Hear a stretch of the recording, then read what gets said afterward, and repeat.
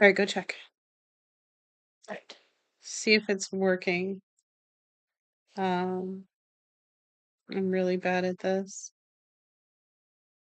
Eventually I'll get good at it. Actually, I won't. I'm not a technology person. I am a Oh, writer. there we go. Is it working? Yes, I see you. Yay! Okay, so if I go and click on my actual document, can you still see it? Reginald Faraday and the seance photograph. Yes. Okay, hello, welcome.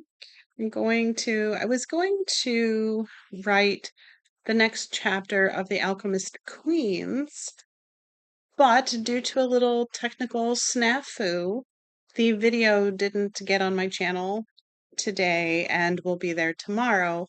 It didn't make sense to write chapter 4 if you hadn't seen the video for chapters 1, 2, and 3.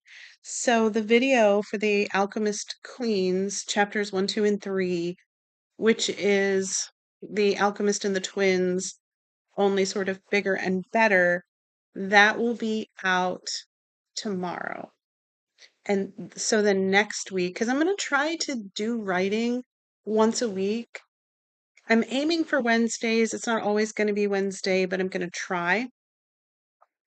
I have cancer treatments and things like that I have to, CT scans and PET scans and blood tests and biopsies and all the things that they do.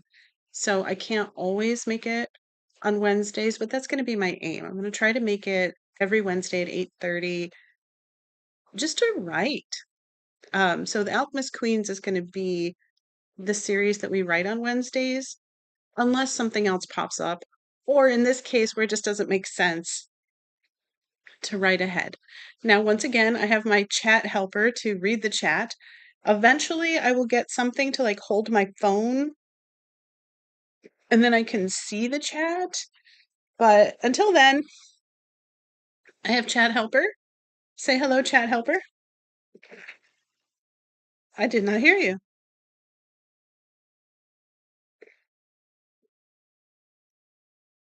Hello? There's chat helper. Hi.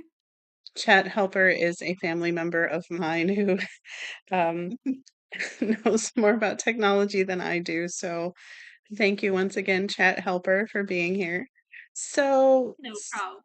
some of you are familiar with Mojo's Mysteries, which is my other channel. Mojo's Mysteries is going to be home of Detective Reginald Faraday. And I made this thumbnail for the next video. I always make the thumbnail before I write the thing. It's just like it gets me like in the mood. And I wanted to write something not kind of, I wanted to write something seasonally appropriate. So something that takes place in December. It's 1892, it's London. The reason I chose 1892 is because many people believe, that is the year that Jack the Ripper stopped killing. It was the time of the gentleman detective. People in London were very fearful. They were very much aware of the class divide. The Jack the Ripper era made people see things a little bit differently. It also was the year that fingerprinting was being experimented as a technique. So forensic science was advancing. They were experimenting with some precursors to cryogenics at the time. And it just seemed like a really great time to write a gentleman detective novel. And it was something I always wanted to do. I love mysteries. I love murder mysteries. And I really think this is because I used to watch reruns of a show called Murder She Wrote. Now, if you've never seen Murder She Wrote, it starred Angela Lansbury. Angela Lansbury, some of you are only going to know her as the voice of Mrs. Potts from the Beauty and the Beast Disney movie. But Angela Lansbury had a really long career. And one of the things that she did was she played a detective, if you will. She was a mystery writer. Her character was a mystery writer. And she traveled around, I don't know, doing book signings, I don't know, just visiting, just traveling, just meeting people. And everywhere she went, somebody died and she would solve the mystery. And I loved that. I loved that. And when I was little, now I don't recommend this, um, but I don't always do things that are like, do what I say, not as I do kind of thing. I could read at a very young age, very young. Before I went to kindergarten, apparently I picked up, my aunt had these books, these Sesame Street books, and there was one book for every letter of the alphabet, A through Z, although I think X, Y, and Z might have been one book. But apparently one day I picked up one of these books and just started reading it. And somehow I just taught myself to read, although she thought I learned it from Sesame Street. Maybe I did. Maybe I was an avid Sesame Street watcher and I just gleaned it from that. So when I went to kindergarten, the other kids were learning how to read, and I already knew. So they would just let me go to the library and pick books. And I was reading books that were well above my grade level all through elementary school. And I found this book, and it was called And Then There Were None. And it was written by Agatha Christie.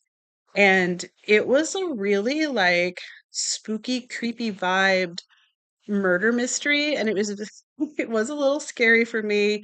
Don't let your kids read Agatha Christie books until they're old enough. But I liked to read everything, and I didn't like to be told that I couldn't read things. And I would just read whatever I wanted, whatever looked interesting. So I read that. That led me to the Nancy Drew books. That led me to the Encyclopedia Brown books. And I've always just loved mysteries. And so after I was writing something called Fire Soul, which is something I had wanted to write since I was, I don't know, like 20 years old or something, like a really long time. And I had finally finished it. It's still a first draft, but my first draft has like 150,000 words. It's really long. And eventually it'll be a trilogy. But I had finished it and I was so proud of myself and I was like, woo. And so then I went on to write Moonlit Mystery. Now, Moonlit Mystery needs some work to be a novel, but it was meant to be like individual episodes, right? So as a book, it needs a little more cohesion. It needs different pacing. So eventually that'll be a book. But when I finished that, I had this moment where I was like, I want to write that again, but I'd already written it, right? So I thought, maybe I'll write another mystery. And I went to bed that night, and this is the thought. This is how my brain works while I'm trying to sleep. My brain said, "Man, it's a shame that you can't write a Sherlock Holmes book. That you can't just have like Sherlock Holmes is dead, but his grandson is solving mysteries and Sherlock helps him from beyond the grave." And I'm like, oh, that sucks. Can't do that. That's someone else's intellectual property. I can't write Sherlock Holmes books. And then, just as I was about to fall asleep, this thought said, well, make a different detective. Make a character who was Sherlock Holmes in his day, and he's dead, and his grandson is trying to be a detective, but he's like a bumbling fool. He's Sherlock Holmes, but he doesn't know it. He's awkward, he's clumsy. Make a gentleman detective, and he has this great grandfather who's a ghost who helps him. You can't use Sherlock Holmes, but you could do something similar. So I'm like, all right. And then the name came to me, Reginald Faraday. And I can't even remember where I heard Faraday. I know it's a famous person. I know there's a British person with that famous last name, a writer or an artist or something, because I knew the name, like I'd heard it before. And Reginald, I just really liked it for a couple of reasons. One is because it sounded kind of awkward. It felt kind of innocent and British. Reginald Faraday. I loved the name. I liked the ring of it. I liked the way it. So, and then my brain wrote the title, Detective Faraday's Ghost. Sweet, simple, short. And the next morning, I got up and I wrote the whole first chapter. It just like poured out of my head, just right onto the page. And I was like, wow. But then I didn't know if it was any good. My first chapter was like 5,000 words. I know that's twice as long as a chapter typically is, but that's how long the chapter ended up being.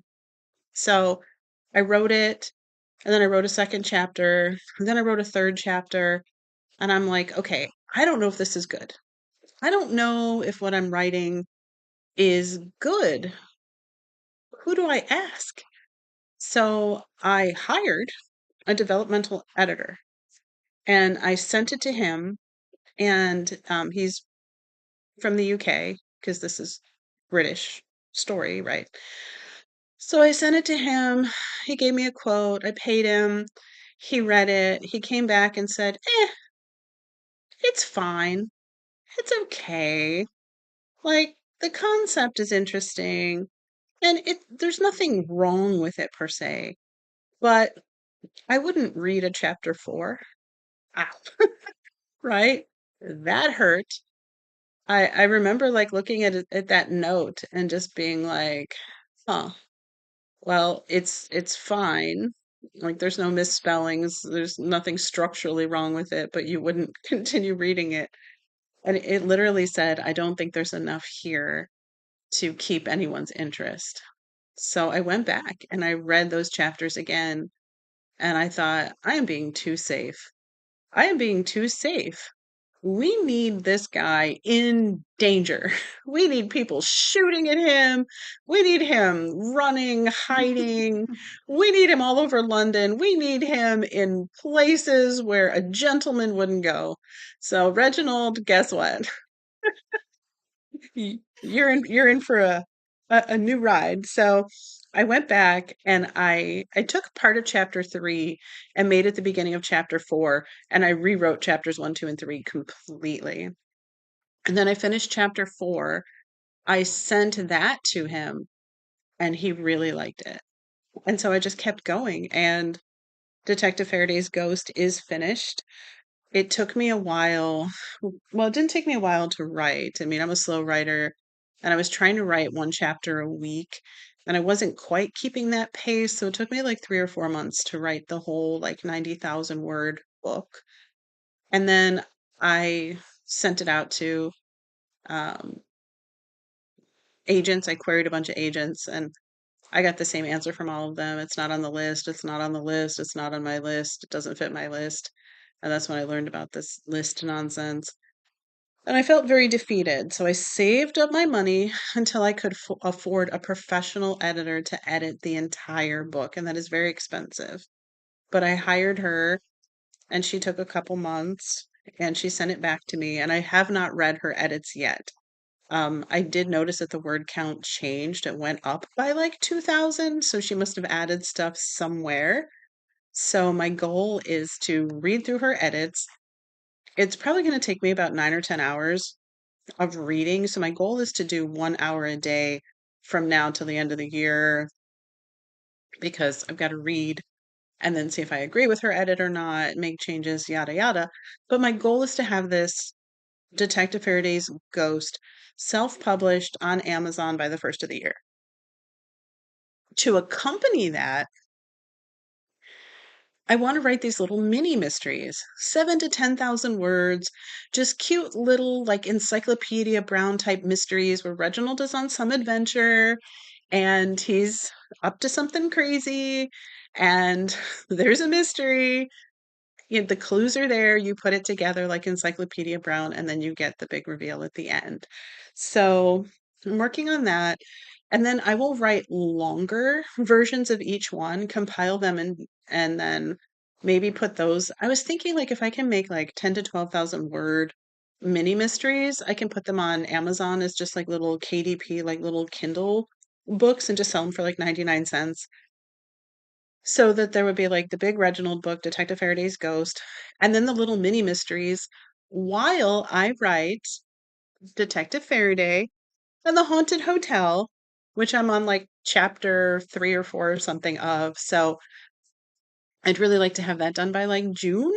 So get Detective Faraday's ghost out in January, compile these mini mysteries, make longer versions for Amazon Kindle books, get Detective Faraday's Ghost Part 2, Detective Faraday and the Haunted Hotel out in June.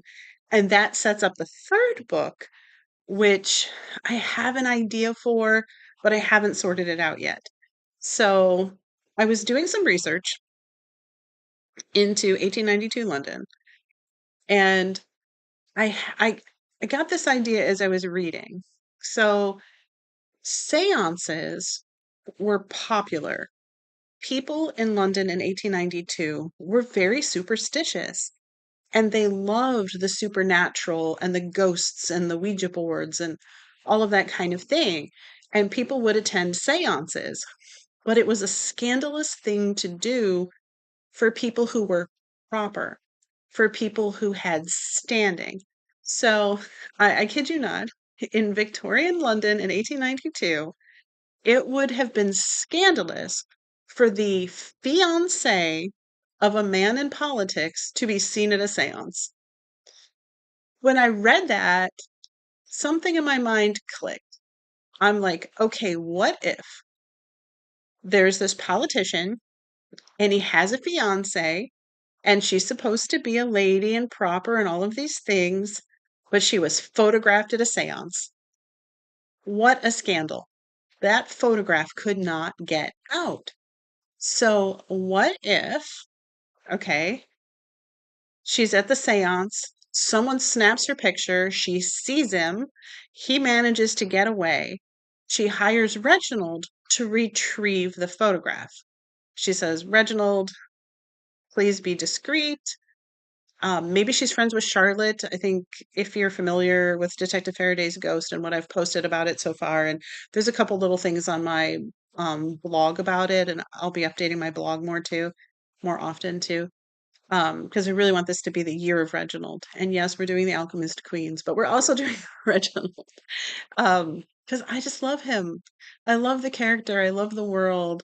I love that whole thing. It's so near and dear to my heart, so important to me. And Reginald is like a real person to me. He haunts my dreams. He comes to me and he tells me things, and then I write them down. So, and he's got Percival, and Percival, he's a ghost, but he was a detective in his time. He was mischievous. He was a troublemaker. I totally love him as well, and they're dynamic, right? They've decided we're working together, the living and the dead, solving these crimes all over Europe, right? Wherever it may take us. So I'm like, okay, we have this scandalous photograph. And so now Reginald, Charlotte introduces him to the lady. She's a friend of Charlotte's. You'll find Charlotte knows everybody because Charlotte's a spy and Charlotte gets around. Um, so Charlotte introduces her to Reginald. She pays Reginald a good amount. £50 in 1892 was like five or $6,000 today. So it was a good amount of money, especially for somebody like Reginald, who's a gentleman detective who, lives in a bachelor flat in London, you know. So she hires Reginald to retrieve this photograph. And Reginald, with the help of Percival, does track down the photograph. And I do not want to give away the plot, but I had this idea because I was in a writing group last week or the week before, and there was this question that like really popped off. And the question was, how do you know how to start your story? Like, where does it start? And a lot of people were regurgitating advice that I have heard before. Now, I heard this advice when I was reading a book on screenwriting because I wanted to be a screenwriter. Well, the first thing I wanted to be was a playwright. The first thing I fell in love with was theater. I wanted to write plays. And then when I realized that wasn't practical, I thought, okay, I'll switch to screenwriting because I love film. Although as I've gotten older, I pretty much just like Jason Statham movies, but that's a whole that's a whole other thing. I like a wide variety of movies. I like Jason Statham movies. I like Henry Cavill movies. you know, a wide range of action movies with British men in them. Um, I know. Listen, they can't all be Schindler's List, okay? They can't. Oh my god, who's the actor who plays Reacher? I forgot his name, but I know you like him too. I do. Um, See, I would know his name except that you asked me. Oh my gosh. No, no, I have to think of it now. I know it. I do. He was in that Gentlemanly Warfare movie with Henry Cavill. Chapel, yeah. It has like an A in it. Oh my God. He's the tall guy. Edward It's and Rick Alan. Alan Richson. Alan Richson. Yeah. Yes, I love him too. See, look at me. Look at my diverse taste in movies and film. I don't just like Jason Statham movies. No, no. Oh, the whole range. The whole range. All the action movies. Yes. So I did. I wanted to be a screenwriter. I did. Oh, I know. But in a screenwriting book, I bought this book. It was called The 10-Minute Screenwriter or the Coffee Break Screenwriter or 10 Minutes to Coffee. I don't know. Something like that. Something about coffee in 10 minutes. And it was like on your coffee break, who the heck gets a coffee break, lady? But let's say you have a coffee break and you have 10 minutes. You can sit down and write a screenplay 10 minutes at a time, basically. Like in the time it takes to drink a cup of coffee, and I'm not gonna lie, it takes me hours to drink my coffee. It goes cold like 2 or 3 times before I'm finished with it. But I guess regular people who aren't me drink their coffee in 10 minutes. And while they're doing this, they could write a screenplay according to this book. The advice in the book is that before your story starts, and she's saying a movie, but let's just adapt it to stories too, because this is what I saw on this writing forum.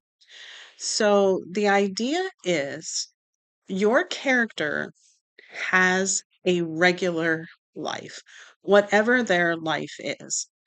They get up in the morning, they feed the dog, they go jogging, they dig in the garden.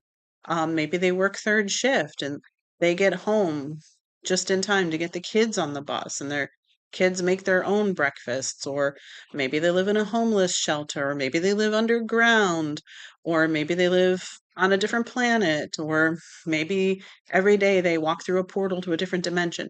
Whatever it is, they have their normal life. They have their routine, they have their thing that they do every single day. The reason we're telling their story is because today is different. Something happens today that changes the trajectory of their life. It disrupts their pattern. It throws them into a completely new path, right? And the advice in the book is to start your story right before, like 15 minutes before this change happens. And they even say, like, you want this change to happen somewhere between page 10 and 15. So 10 to 15 minutes in. So if your main character is a snowman, and every day the sun comes up and he gets worried that he's going to melt today, right? But then something amazing happens today, or Santa comes and scoops him up and takes him to the North Pole to be the North Pole Santa, the North Pole snowman. Your story starts 10 to 15 minutes before Santa shows up. That's the advice. Okay. And that's what a lot of people were regurgitating. They were saying, have your main character, it's their average day. Something happens to change everything. Start your story 10 to 15 minutes before that, right? But what people were taking that to mean was show your person waking up, eating breakfast, going to work. Really? That is boring. That is so boring. And is that really what would happen 10 to 15 minutes before whatever? Like, even if your person is, say, in HR, and they go to work every day, and an alien spaceship crashes through the building at noon, 15 minutes before that, she wouldn't be waking up and eating breakfast. We don't need to see your main character waking up and making bacon. I don't care. 15 minutes before the spaceship lands, what is she doing? Is she in a meeting? Is she in her office? Okay, here's something I used to do. Now, I don't do this anymore, Mm. but wow, I heard that. I heard that skepticism. I'm about to give priceless advice on how to work in an office. You're going to All love right. this. Oh, so if you get bored sitting at your desk, if you feel like you just want to get out of your office, out of your cubicle, out of the corner where they have you sitting, pick up some manila envelopes, stuff some papers in there, stand up, hug them to your chest, and just start walking.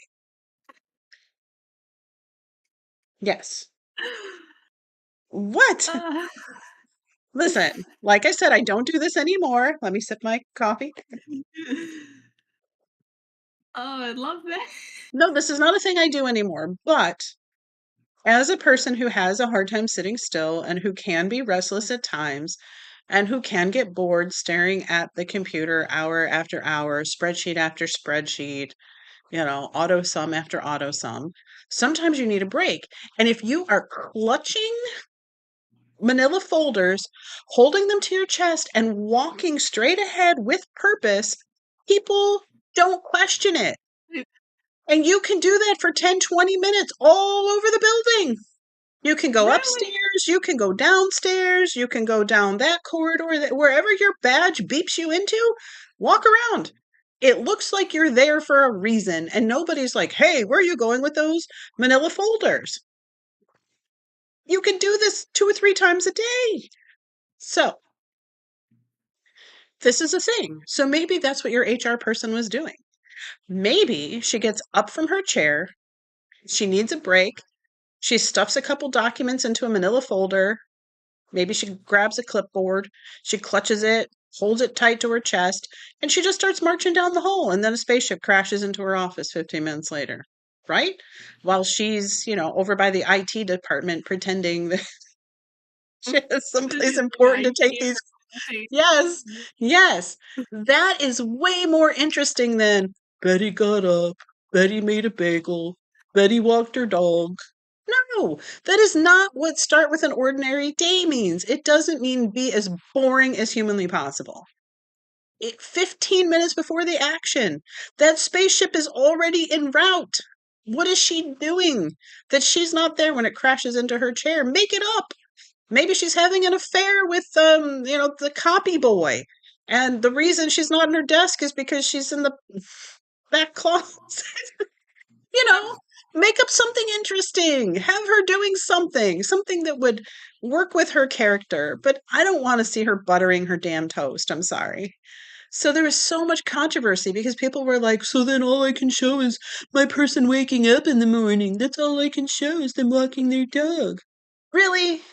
Then you shouldn't be a writer. If that's all you can think of, go get a paper route. Go do something else. You're not a writer. Move on, right? Sorry, We just my still have advice. paper routes. I also Carl's here now. My He says good chatter! morning. Yes, your chatter. Welcome, chatter from the last Yes, stream. My yes. one and only He fan. also Thank says you. way longer, 3 or 4 hours. Right, thank you. I'm like, either they lack creativity or they can't tell time. I'm not sure which. But it's not what it meant. That's not what it means. It doesn't mean show a boring start to a day. It means start 15 minutes before the spaceship crashes, right? I mean, when we saw Wizard of Oz, we weren't watching Dorothy scramble eggs on the farm.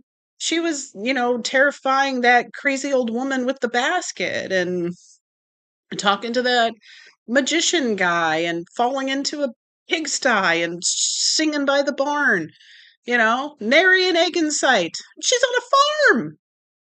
Just make it more interesting. So when I sit down, like here's Reginald, I need to start this story. So it's an ordinary day for Reginald, right?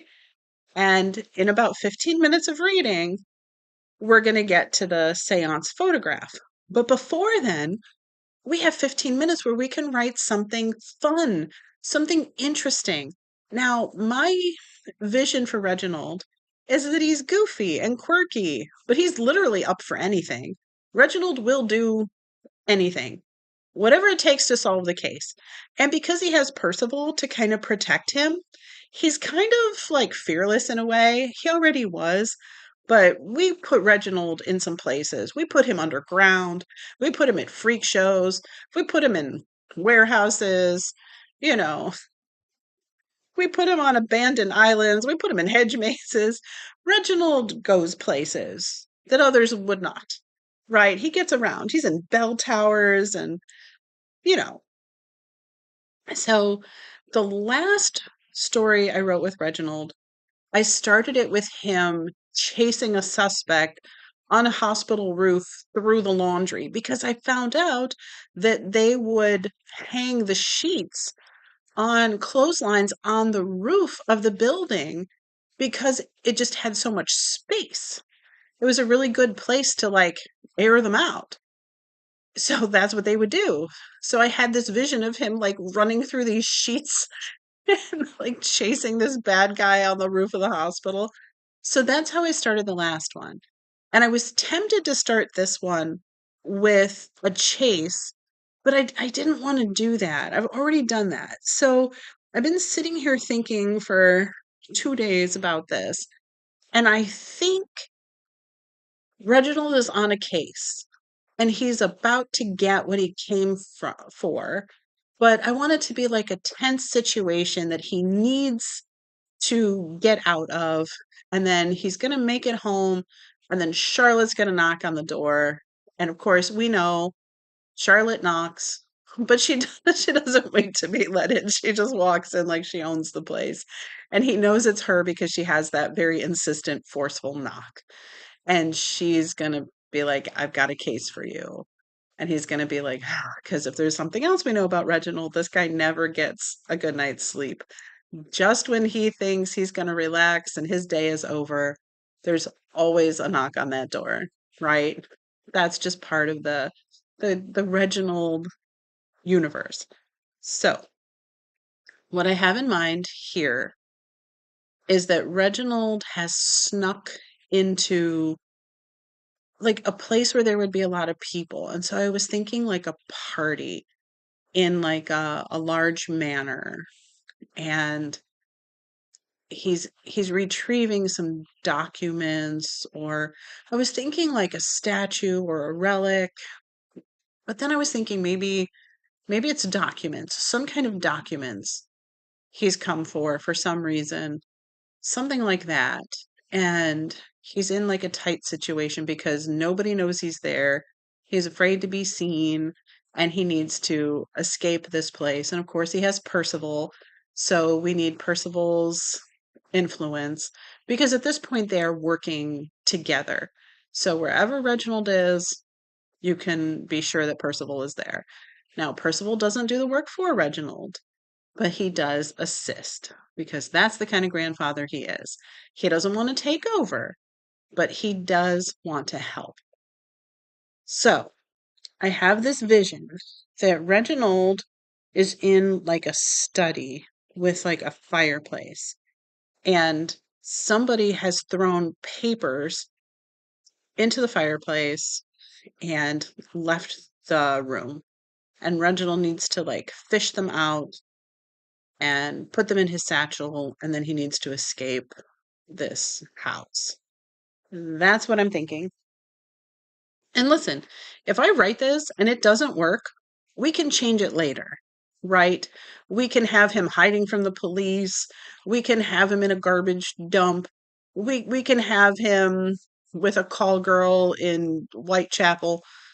Whatever it takes for the story. But for right now, I feel like he's in like he's in like the second floor, like a study, or yeah, I guess like a study because I see like a desk, I see like a big fireplace and it has like a grate, and this is what I see, like a shadowy figure tosses the papers in, leaves the room.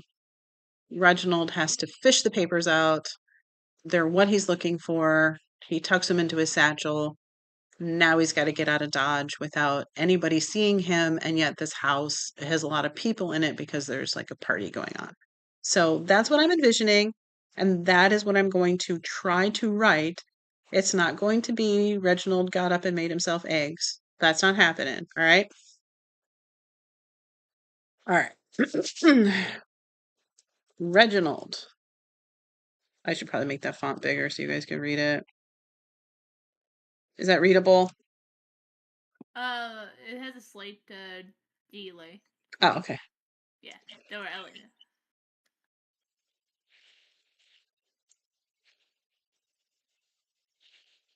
Ooh, okay, yeah. Can you read that? Yes.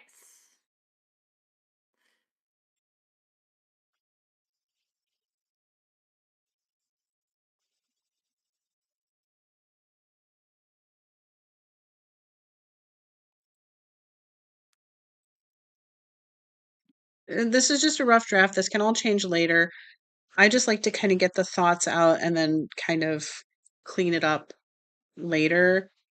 I had a problem before with always trying to make it perfect and like reworking a sentence and reworking a sentence. And I would spend like 5 minutes on one sentence and it wasn't productive.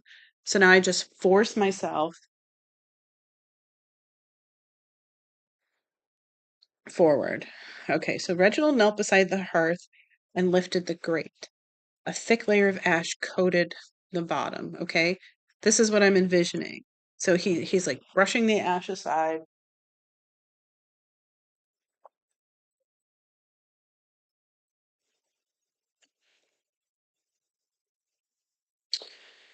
Ah, I'll tell you what my problem is. Oh, alright.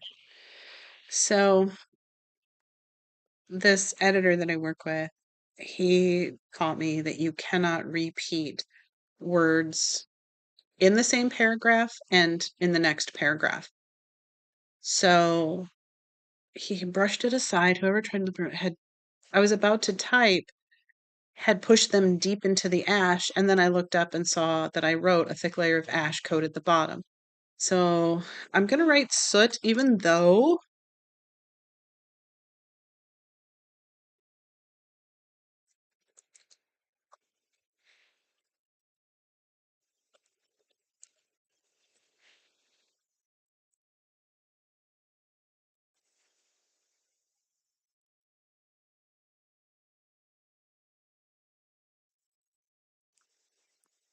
Oh, I have a writing question. sure. Right. Right. So you were saying the editor that you use um about repeating words, is that a writing preference, or is there like a technical, like, proper way of writing? So what he told me, um,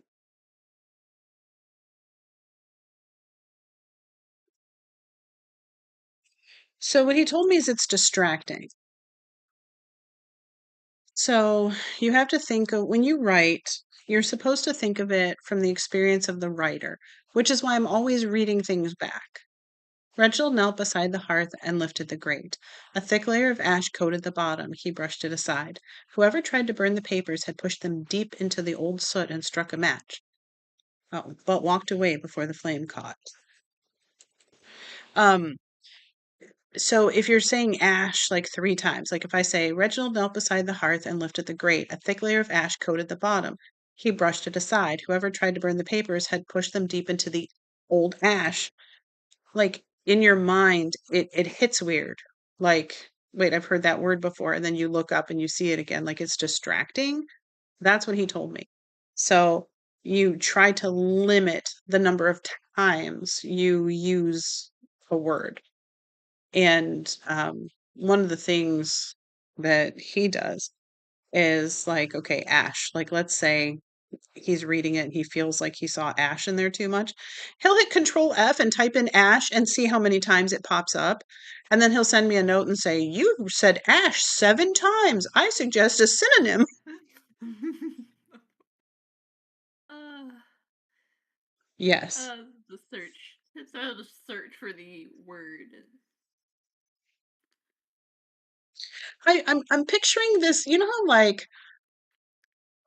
like the paper will kind of like get kind of crispy on the edges and kind of like curl up like a burnt pork chop.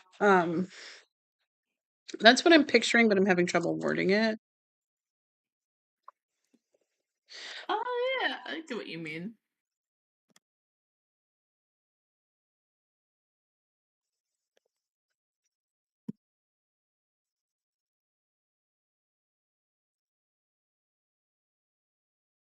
Does this make sense? The edges of the top page were crispy and curled up.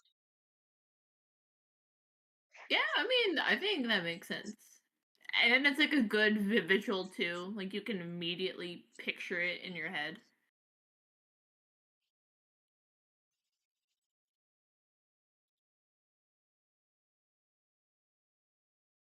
Um, Otherwise fine. Other See, fine doesn't, because this is 1892 London, and even though I'm an American and I type in American, I like to try to fit Britishy type words in. For whatever reason, I wanted to type the pages smelled of smoke but were otherwise fine. But if fine doesn't feel right for the story or the time period, so now I'm like, what would be a better word than fine? The edges of the top sheet were crispy and curled up. The pages smelled of smoke, but were otherwise serviceable, otherwise fine, Um, otherwise. um, Carl suggested unscathed. All right, we'll type that in as a placeholder. All right. Reginald knelt beside the hearth and lifted the grate. A thick layer of ash coated the bottom. He brushed it aside. Whoever tried to burn the papers had pushed them deep into the old soot and struck a match, but walked away before the flame caught. The edges of the top sheet were crispy and curled up. Oh, see, now you see. Oh, okay. I thought I repeated papers, but I didn't. The pages smelled of smoke, but were otherwise unscathed. Okay, tell me what you think. Oh yeah, I like that.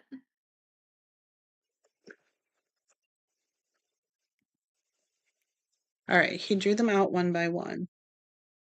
I mean, I guess that makes sense. So they didn't have like ballpoint pens like we do. They wrote with quill ink. And when quill ink gets hot, it gets sticky. So I'm picturing these pages kind of sticking together. So I'm kind of picturing him like peeling them off of each other, if that makes sense.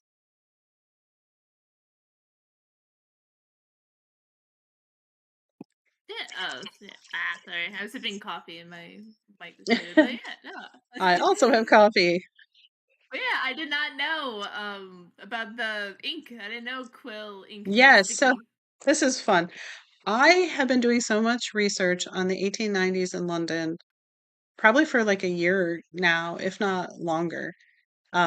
So I know all of these fun little things. I know the what they call it, the Sylvester method, which was before the Heimlich maneuver, where they would like lay people on their backs and like thrust their arms above their head and then just like start pulling them down like to Oh my force them to breathe. Um, the fingerprinting, like I know the cryogenics were like they that term was coined in 1894, but they were already working with like cooling techniques and stuff in 1892. I know all of this stuff. It's almost like I lived there, even though I didn't. I mean, that's really cool though. Just like those little things that you would know how like Yeah, different times were. I think they say figures.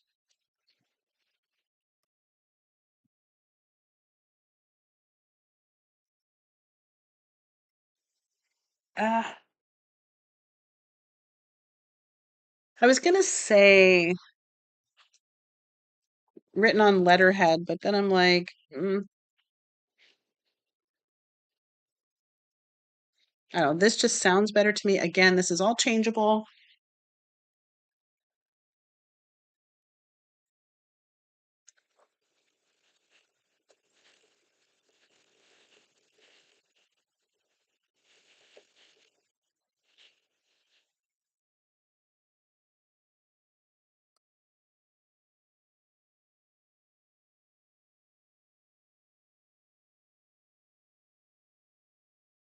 He drew them out one by one. Some stuck together where the heat had softened the ink. They contained names, figures, and dates scrawled with a hurried hand. The numbers on the last page had been scribbled through. All right, so we have him kneeling, we have him fishing the papers out.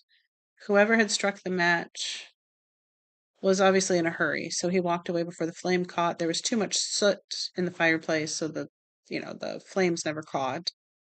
Um, not fully. It just like snuffed out. So the top sheet is a little crispy, yeah, but it's just basically fine. Okay, so he looks them over. He sees that they have figures and dates.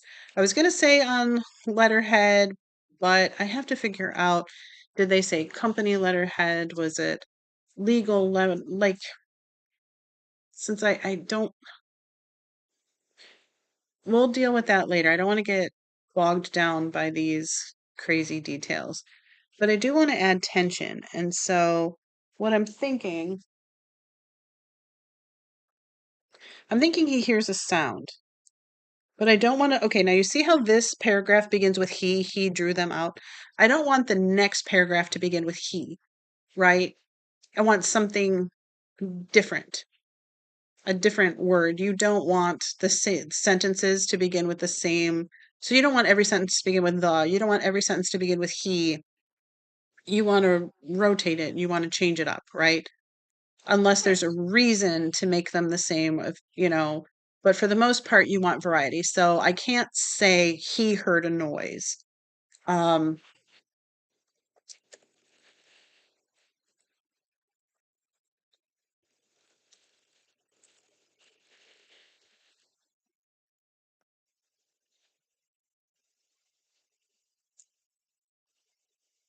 okay, the floorboards in the hallway creaked, or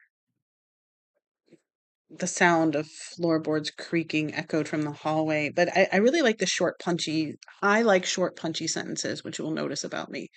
I just like the floorboards in the hallway creaked. He stilled, he stopped, he froze, that kind of thing.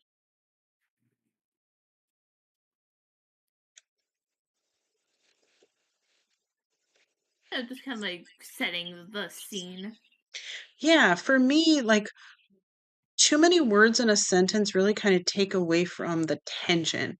Like right now, I want it to be like, oh, uh, right? That feeling of like the floorboard creaked. Reginald stopped. He listened. Like, because that's what you would do in real life. I know there's fight, flight, flop, fawn, whatever. I know there's all these different things, but back in the day, it was just flight or fight or flight or freeze, right?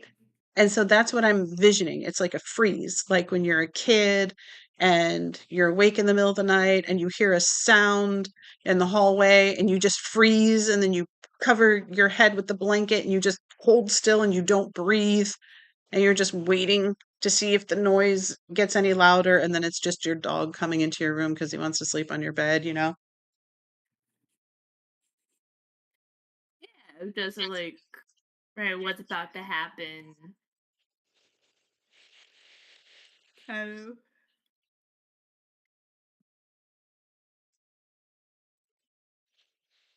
I'm picturing there's just like someone in the hallway. But I can't repeat hallway, so I'm saying someone paused outside the study door because he's in this. Um,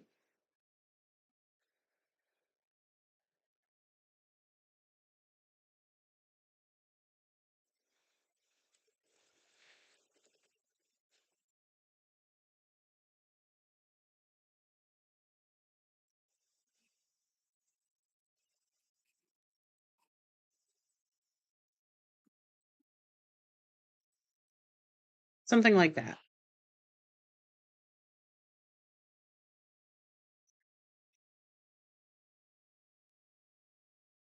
He held his breath, waiting, but the figure moved on.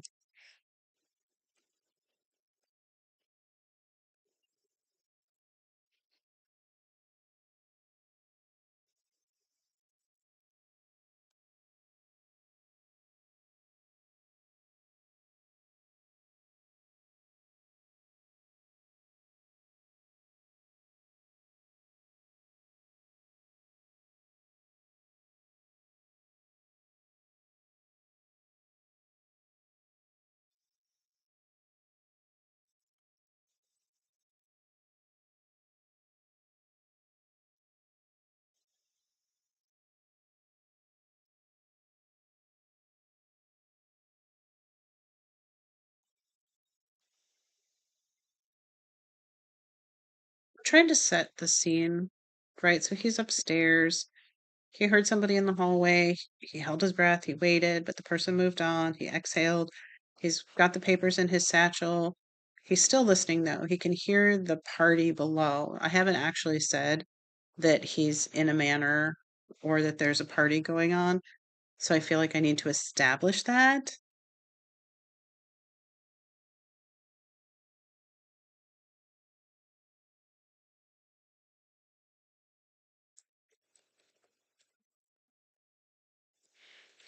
Okay, so now we know he's upstairs in a study, fishing papers out of a grate in a fireplace, and there's a party downstairs.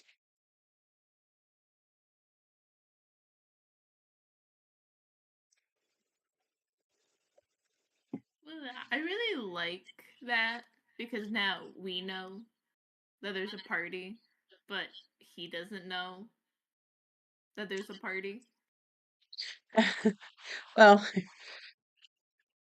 I don't, another thing that this editor friend of mine, he said, don't tell because I like to write fairy tales and I like to write from an omniscient narrator who knows everything and is recounting the story so I can tell you what everybody is thinking, what everybody is feeling. And when you're a narrator like that, you get to summarize. You can say things like, at least that's how it seemed until everything changed, right? You can just make blanket statements because you're the narrator and you're just, right? But when you're writing from a character's point of view, what's really important is that you're describing what they see, what they think, what they feel, what they are experiencing, and you don't want to summarize. So you don't want to say things like Reginald was in the study on the second floor of a mansion where a party was going on below him, right? That leans too much into telling. I'm telling you where he is. I'm telling you what's going on. With something like this, I'm showing you. It starts right in the middle of the action, him like fishing these papers out, and I'm giving you context clues. I'm telling you that there are voices, there's a lady laughing, there's glasses clinking. It's a party, it's going on. He's upstairs in the study, right?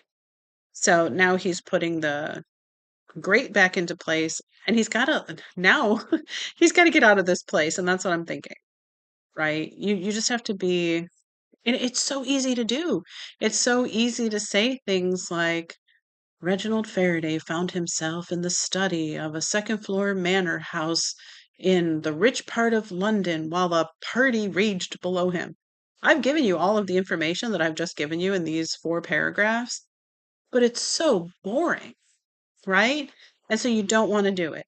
It's so tempting and it's so easy to just start because I could shrink this and now, you'd only get 10 words instead of, 50, right? But that's not what you want to do. You want to create atmosphere. You want people to feel like they are Reginald, that they're in his shoes. You want them to see, think, and feel what Reginald is seeing and thinking and feeling, right? Yeah, like as the reader, like you're like experiencing it. Or like you said, like we are Reggie, like while we read. we get to experience Right. what he experiences in real time. It's immersive experience, and there's something just so fun about that.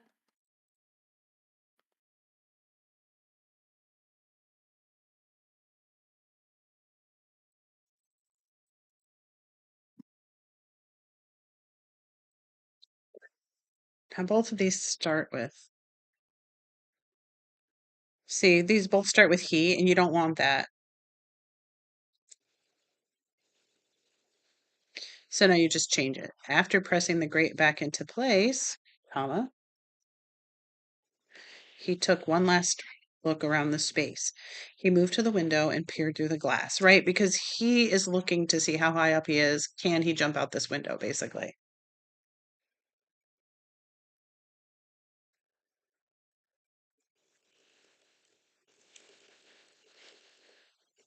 So this is what I'm picturing is that there's like a brick wall and but it's like too far away and it's not high enough where he could like open the window and jump to it.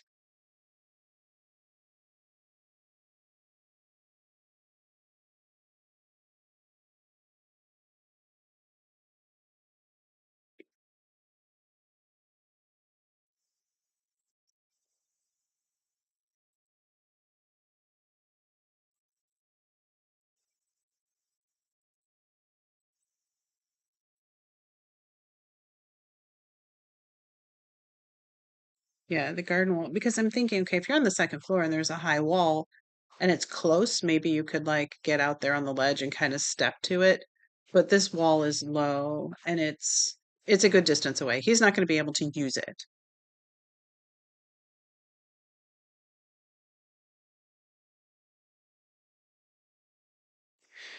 He can't shimmy down the drain pipe. All right, so there is a drain pipe. So now I need to make up a reason.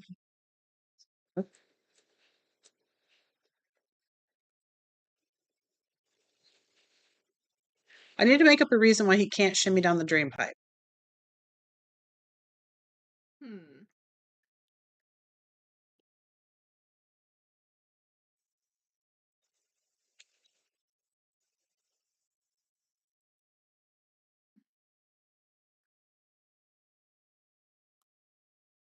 I don't know, maybe the length of the drain. Uh, man, then that would just be a really poor drain pipe. Then, Yes, that's what I'm thinking. I'm thinking it's a weak drain pipe.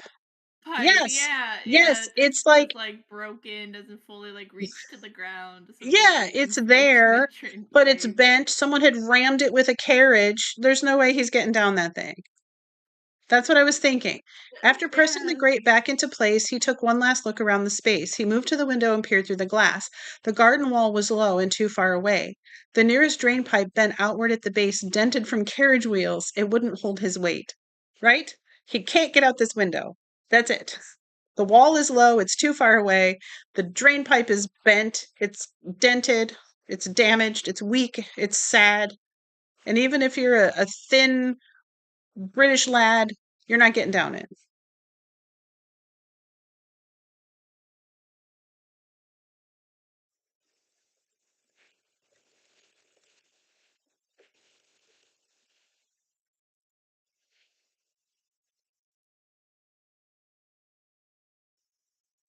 Every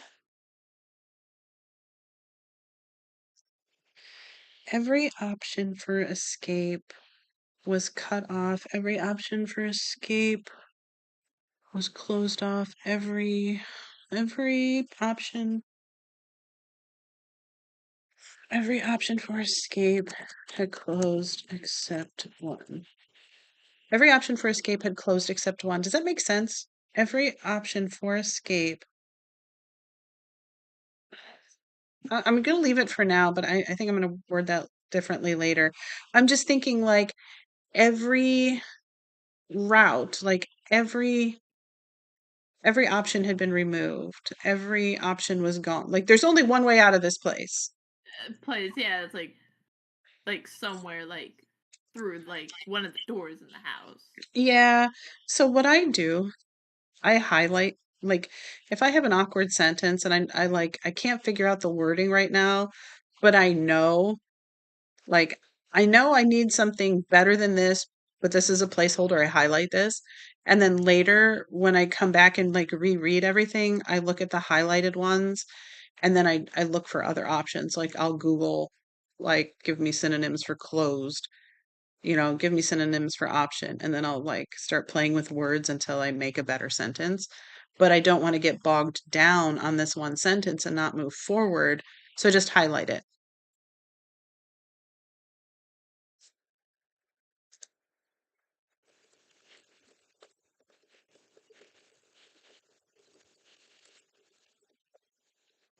Now, I don't want to say door again. Now, there are not a lot of synonyms for door. You would think that with all the words we have for butt and jerk, right, that we would have lots of words for door. We don't. We don't. So it is very difficult to, right? You can say a hole 100 ways. You can say door like 2 ways.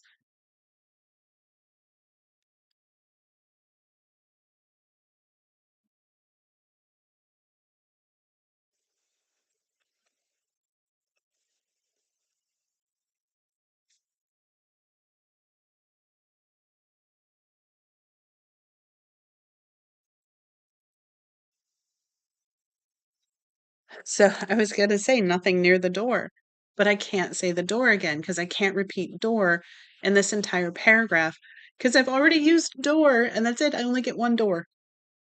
So I'm just saying nothing near the study because that's the room he's in. And so you just presume that he's listening. There's nothing near him.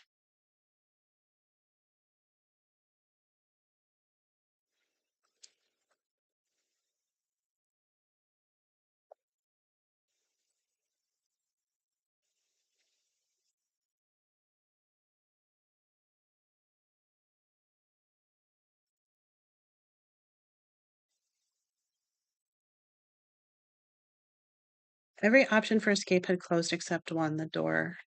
See, I don't like it because closed and door, the door is closed. He crept forward and pressed his ear against the wood, straining to listen. Nothing near the study, no footsteps in the hall, no voices close enough to raise alarm. All right, we're reading that back. I'm sorry.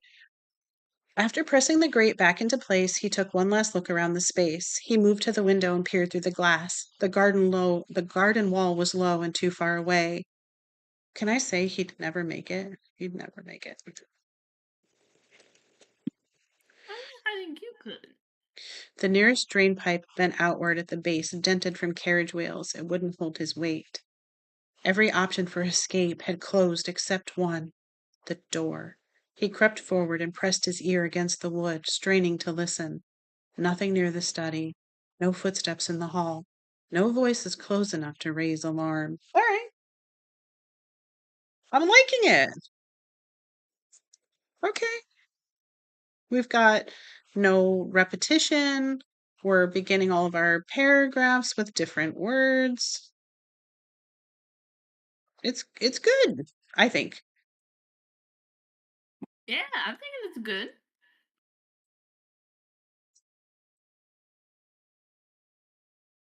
I suppose you can feel that tension and the predicament that he is currently in.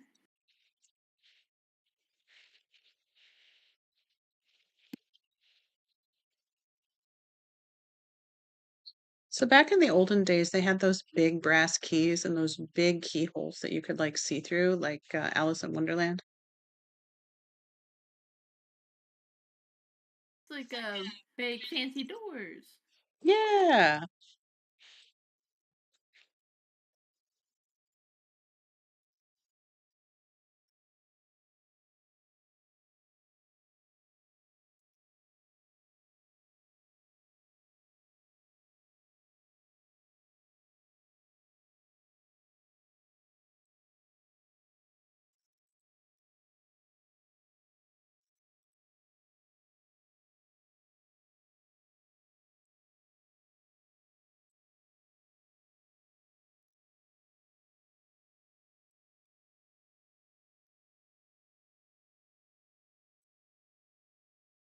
All right. Lowering himself just enough, he peered through the keyhole. The hallway appeared empty. Oil lamps, carpet, a folded stack of linens outside one of the bedrooms. No movement.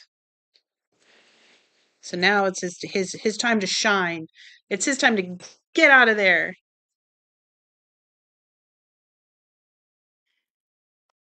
That's gonna be fun. He has to now maneuver himself through the house where there are a bunch of people currently at. I don't know how they would say like a little bit. Like only then did he ease the door open. My first thought was a smidge, but that's not 1892 British talk. No one would say smidge. Mitch,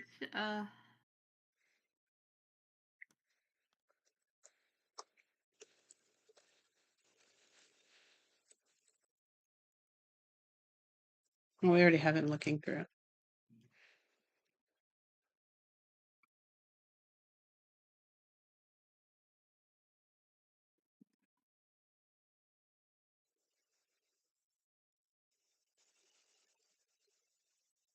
All right, he's in the hall. he's making his way. Okay, but we said hallway up here, so we can't repeat hall. Are there other words for hallway? Corridor? Order?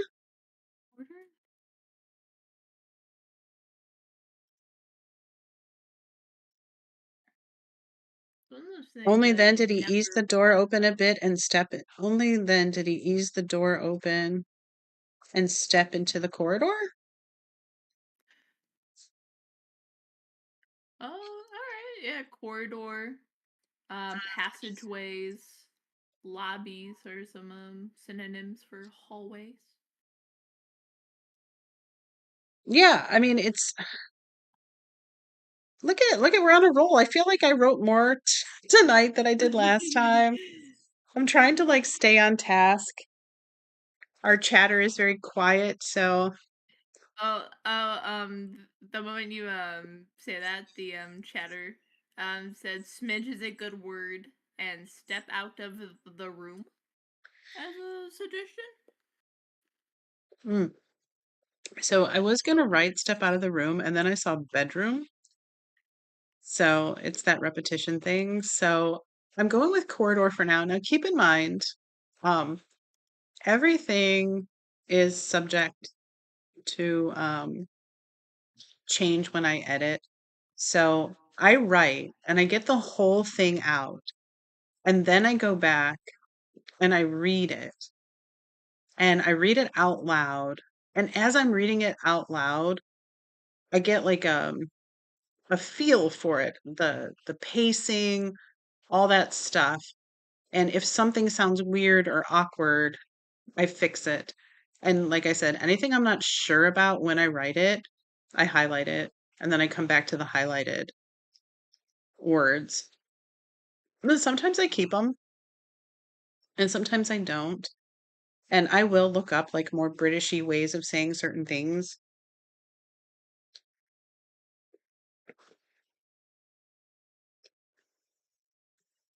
just for like tone and atmosphere. I also when I write dialogue for the Reginald stories, I find out the British way of saying that thing and I change all the dialogue to how British people. I spell it in American, right? Not the O-U-R, but with O-R.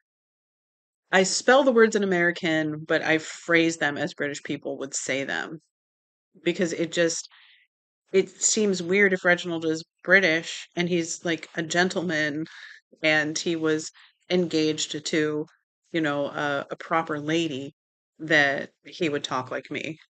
Right. I'm from the north of the United States. There's no way Reginald would be talking like some girl from New York, right? Probably not.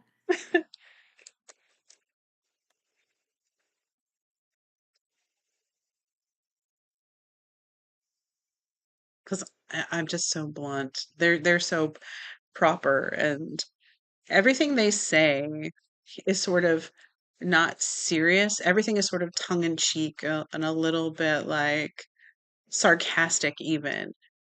That's not how we speak. So, and that's how I see Reginald. I kind of see him as like a cross between um, Aaron Taylor Johnson and Nicholas Holt. I can totally see that.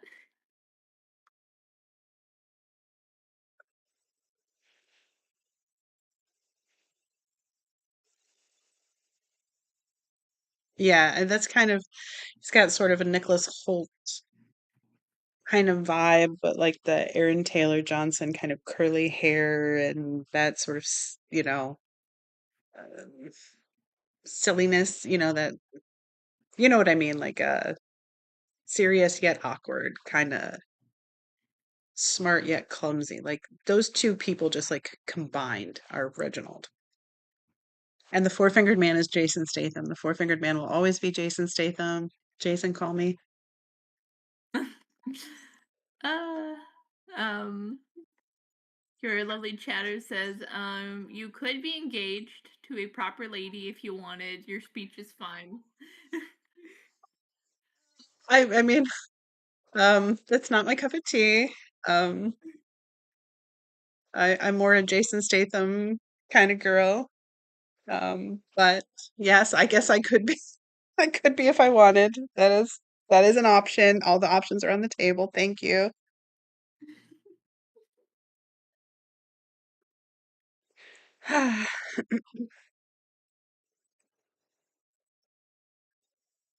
I'm just thinking of things that would happen in a party. I'm not a partier. I'm not a 1892 British manor party or but I'm thinking like people are going to be laughing, they're going to be talking, but we already said laughing earlier. We said glasses clinking. We do not want to repeat that. But there's going to be conversation, there's going to be music. That's what he's experiencing in this moment. So he leaves the room, he creeps down the hall, he sees the staircase, he glances over, and yeah, there's chandeliers, there's music, there's people laughing. There is no way he's getting down that staircase.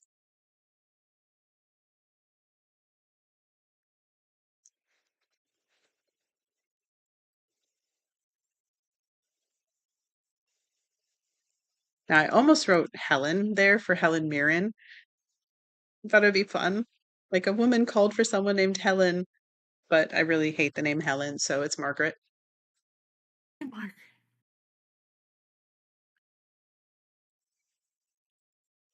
That was more from Carl.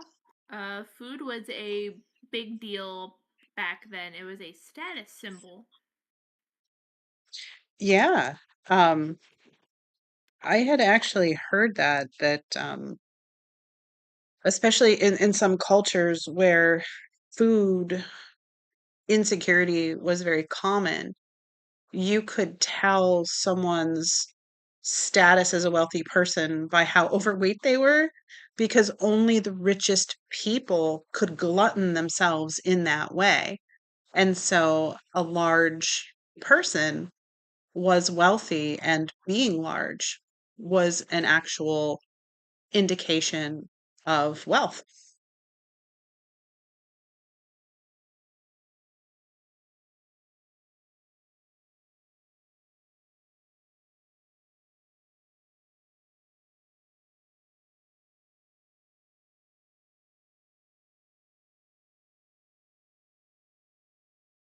All right. I was, I was just thinking, is that why there's like a king is like one of those like British kings, and when you see like portraits of him, No. So that's actually kind of a sad story.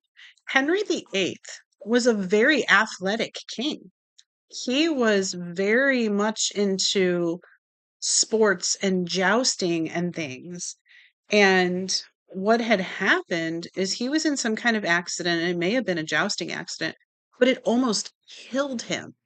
He survived it, but not without physical injury, like broken bones that like didn't heal right. But after this accident, he could no longer be athletic the way he had been before. And it was that injury that put him into a sedentary lifestyle and made him gain all of that weight. Wow. Yeah, it also like probably propelled him into a certain amount of depression, which is why he may have made some of the decisions he made later. But one near fatal accident just changed his entire life. That really is sad. It I had is no really idea. sad. And the thing is, even after he became like rotund, he maintained his ego because he still thought very highly of himself. But I mean, he was a king, so why wouldn't he? Um, Yeah. and so he still wanted hot young wives, even though he had become somewhat repulsive himself. It's very interesting. I love that kind that's real life, right? These were real people. That's a real person who really existed. But I love digging into like the psychology of people and why they did the things they did, and then like taking that as inspiration for characters in some of my stories. I don't have a Henry VIII um, one, but I have taken inspiration from real people, and even in The Alchemist and the Queens, which will come out on my channel tomorrow. Please look for that. Um, please like it. I didn't record end audio for that one. I just didn't have time. I'm really sorry. I did so much running around and I had so many meetings this week. It's crazy. We're getting close to the end of the month. We're getting close to the end of the year, and there's just so much going on at work. So, and then, I have my cancer treatments and stuff, and they really knock me on my rear end. They are rough. Although I could share this news with my audience, my one chatter. Thank you, Carl. Um, I am out of the woods. Both of my tumors have shrunk so much now that it's in excess of 80% from where they started to where they are now. And once you reach that threshold, what's left is pretty much just scar tissue or what they call necrotic tissue. But since my tumors are still shrinking, even if it's by millimeters, they are still like going down. My doctor's going to keep me on this immunotherapy until the shrinkage stops. And then once the shrinkage stops, I'll either go down to like once every few months or once or twice a year or just to regular scans. But at this point, I am completely out of the woods and just like a hair away from remission. So my 4.5 year battle with stage 4 colon cancer will hopefully be over next year. It would be so great if it's over in the summer because that's like the 5 year anniversary of my diagnosis. And it would be like really nice to just be done. But I am still on this immunotherapy and it is really strong stuff. And I've been on immunotherapy before, but I was on Keytruda, and the stuff they put me on this year was called Yervoy. Oh my gosh. And I'm just on Opdivo now, but ooh, ever since I've been on the Yervoy, it has just been muscle aches and fatigue. And I'll be sitting and writing or sitting and watching TV or walking around outside somewhere, and my muscles will just start like Charlie horsing. I don't know if it'll happen while I'm sleeping too. It is so painful, but it's just a side effect, and it is definitely better than having cancer. So I'm not going to complain about it. I'm so, so grateful. I know a lot of people who get stage 4 colon cancer don't survive. They don't survive 4 years, they don't survive 5 years, and they certainly don't get this close to remission.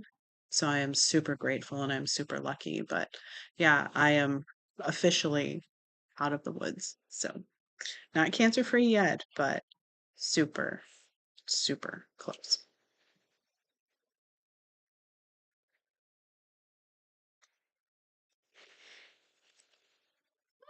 He says absolutely better. That's so awesome.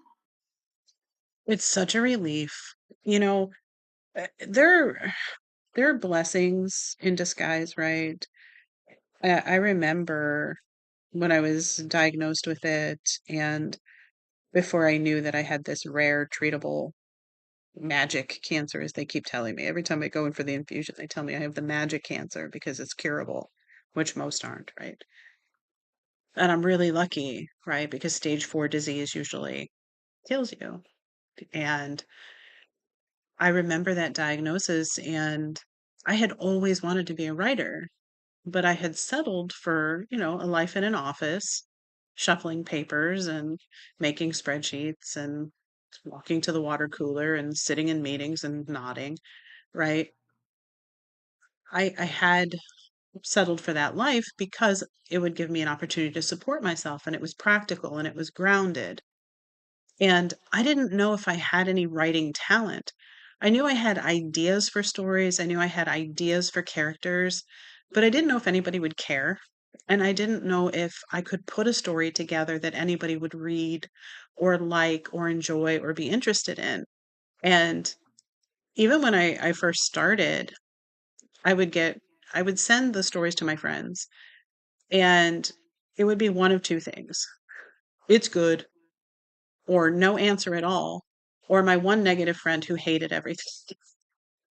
And so I couldn't get a gauge. And I went through a period where I was so insecure. And I'll admit this, I would hire editors on Fiverr to rewrite my stories for $5, $10, $15, $20 because feel I didn't feel like my voice or my writing style was good.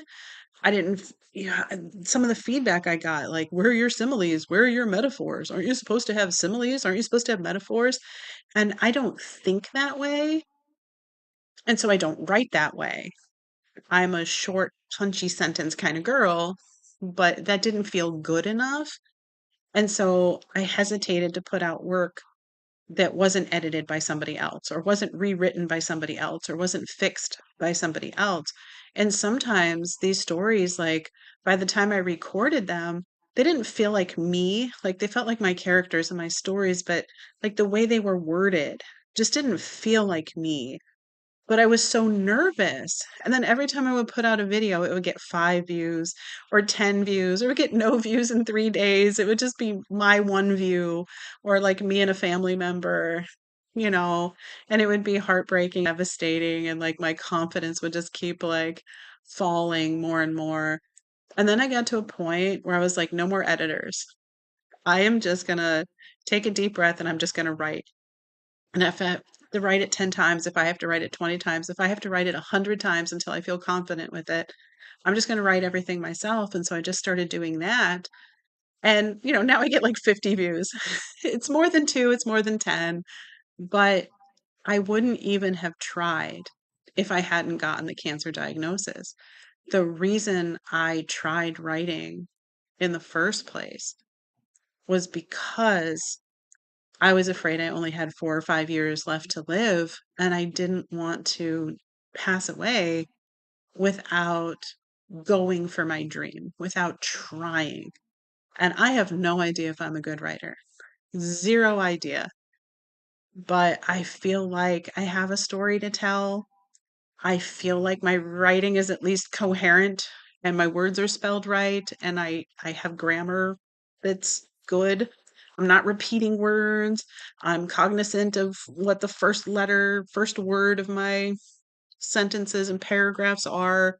I try not to repeat. I read things back. I try to make it from a reader's perspective. I try to start with something interesting, not people waking up and eating bacon, you know. So, hopefully, but I wouldn't even be on this path if I hadn't gotten cancer. So even though it's been a nightmare with all the surgeries and treatments and scans and tests and biopsies and all the stuff we've done, even though that's been just like a complete nightmare, where I am now, like right here, right now, writing, the person who was afraid that their writing wasn't good enough is streaming it where anyone in the world could log in right now and watch me write. It's crazy, but that's how far I've come in 4.5 years, and I wouldn't be here doing this right now without the cancer. So it's like a weird, like, silver lining to a really, really dark cloud.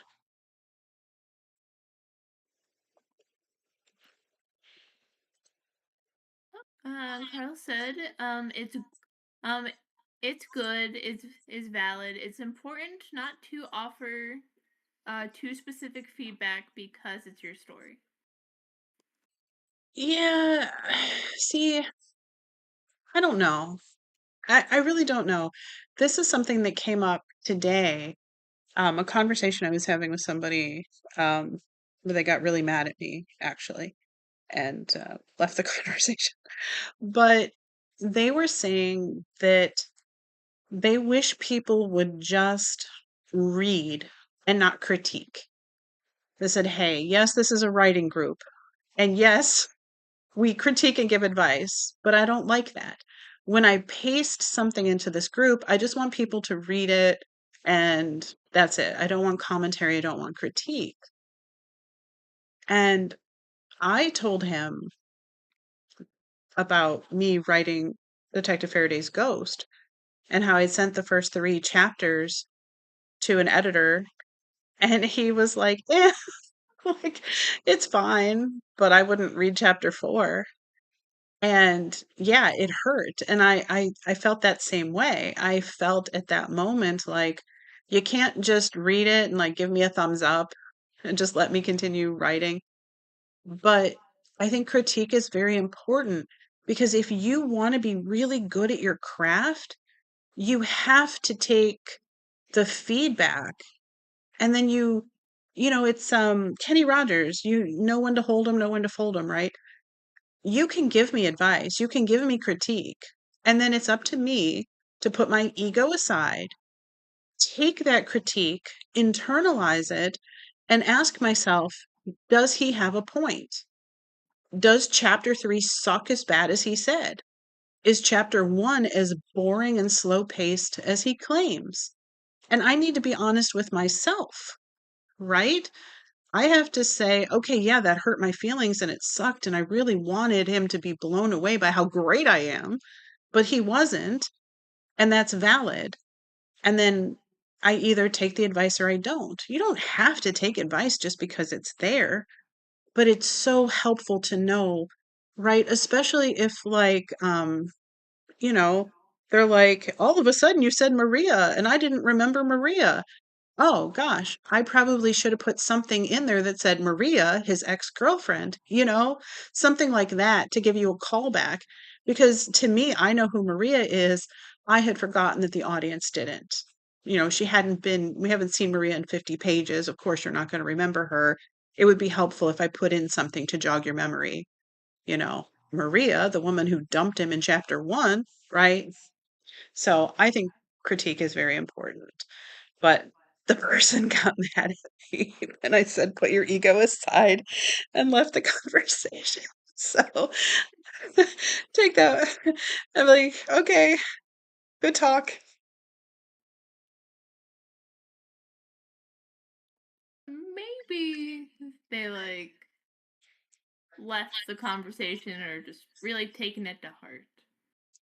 Really Yeah, thinking maybe about maybe he was so overwhelmed with he had nothing left to say. It was like you've opened my eyes. You've told me all the information I needed. I will now step away from this conversation. Thank you for your wisdom. No, I think the word ego really bothered him.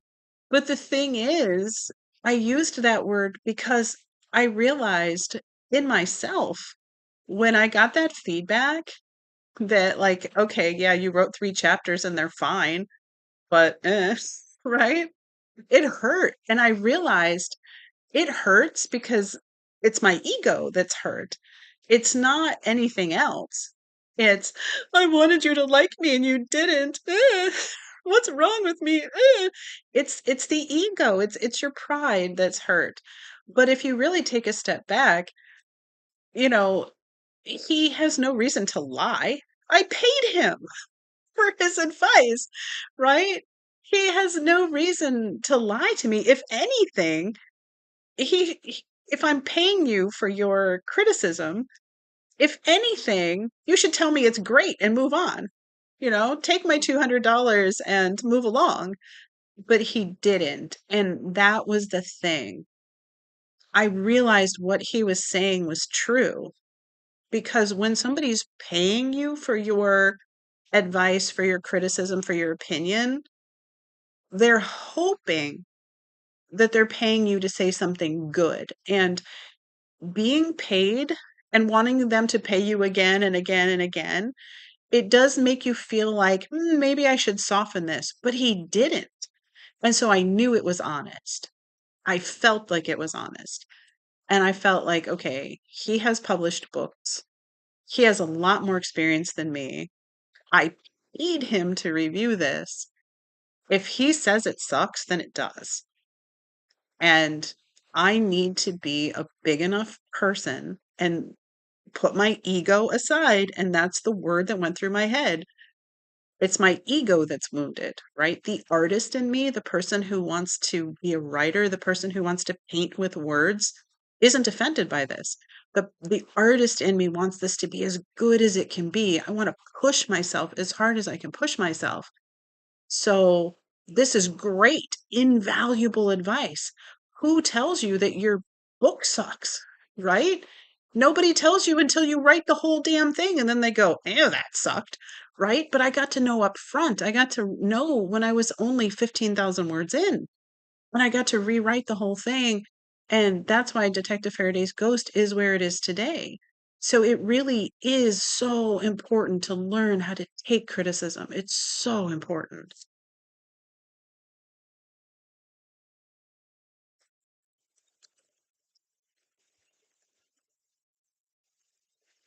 All right, two more things. Oh, sorry. What? I'm sorry. No, no, no. I didn't want to like interrupt you. So I pulled a slight delay, anyways. So Okay. yeah, yeah, that's fine. But it has to be generic. I wouldn't listen to people who tell you what to write. Plus she's overall not too memorable. Ooh. Oh, what's a Maria? What was your Oh, example? Maria. No, that was an Yeah, example. it might have been. No, Yeah, no, it might no. Oh my gosh. Now I have to explain who Maria is. So it wasn't actually Maria. Her name was Evelyn. Evelyn breaks up with Reginald in chapter one of Detective Faraday's Ghost. She's the fiance. She like drops his ring, like leaves, and he just watches it like roll across the floor as his heart breaks. Well, she shows up in like the last three chapters of the book. And I had the same editor working with me, the same developmental editor. Every single chapter I would write, he would review um, until I got to the end. And then Evelyn shows up, and his note was, I would not introduce a new character at this point in the story. And then he said, unless she's from earlier in the book, and then you need to make that clear. And I was like, oh, poor Evelyn, no one remembers you.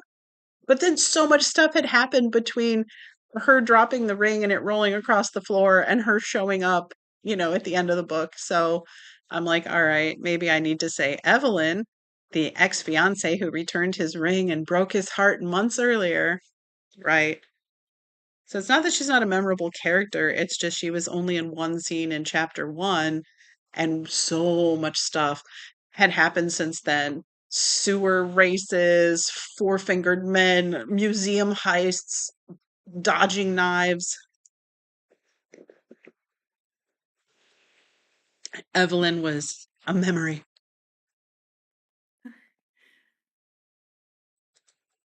I knew that. I was just making fun of your example characters. You can make fun of Maria all you want. And now I'm putting someone in this story and her name's going to be Maria. And when you read this, I'll actually put it on my Mojo's Mysteries channel. Um, when you hear it and you hear Maria, know that that's for you. Get her.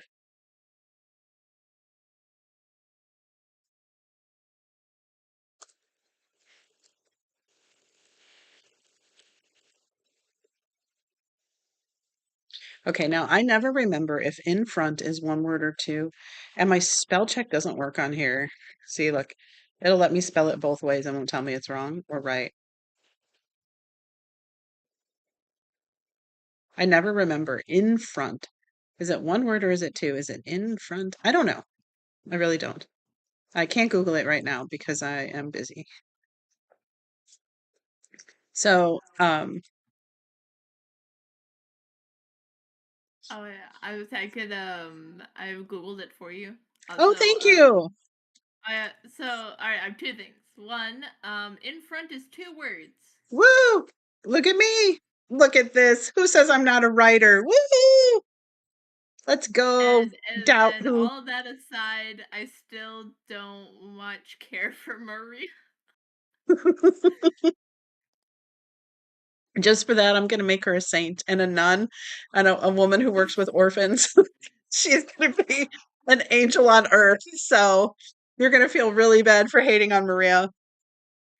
Just wait, it's coming.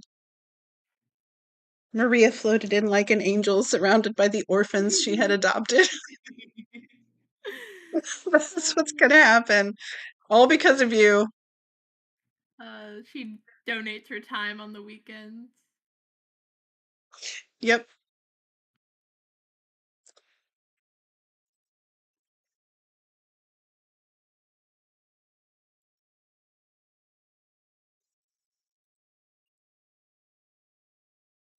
I don't like the orphans either.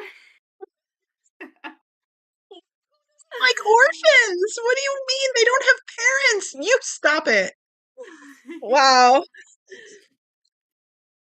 Oh my gosh. Now the orphans have to have adopted orphans. Now the orphans volunteer at the homeless shelter and feed soup to the veterans. With Maria and her orphans. Yes. Her saintly orphans who feed the homeless. Her saintly orphans who get out yarn and knit mittens for the homeless man down the street. Those orphans, you hate them. These aren't just any orphans. These are some high quality, empathetic, big hearted, kind, caring, loving orphans. They're all going to grow up to be nurses. Next comment is great.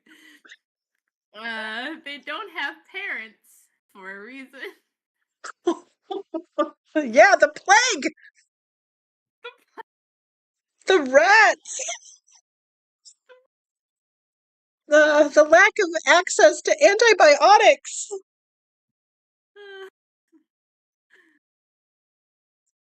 That's even sadder that their parents were taken by the plague. Yeah, it's really sad. And you hated on them. All they wanted was a Merry Christmas chatter. That's it. Their parents didn't like them either. And Maria. Maria is all they have. And Maria. Yeah. Maria's all they've got in this world. Thank goodness the plague hasn't taken her yet, because then they'd be all alone, and nobody wants that.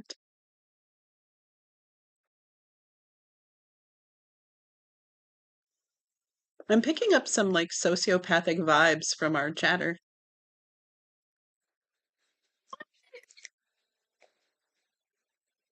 No, she's really not. Maybe I just don't understand Maria's cause. The things she has done for the world. Yeah, maybe that's it. Maybe you don't know enough about Maria's backstory and how much she's done for her community and the world and where these orphans would be without her. And I hope you take a good long look at yourself. Why do I hate Maria when Maria has never done anything to me? Think about that as you fall asleep tonight. Do some soul searching because Maria is a wonderful, wonderful person and you are a cynic. I've never heard anybody say they hated orphans before. Yeah. It's like this group that nobody hates.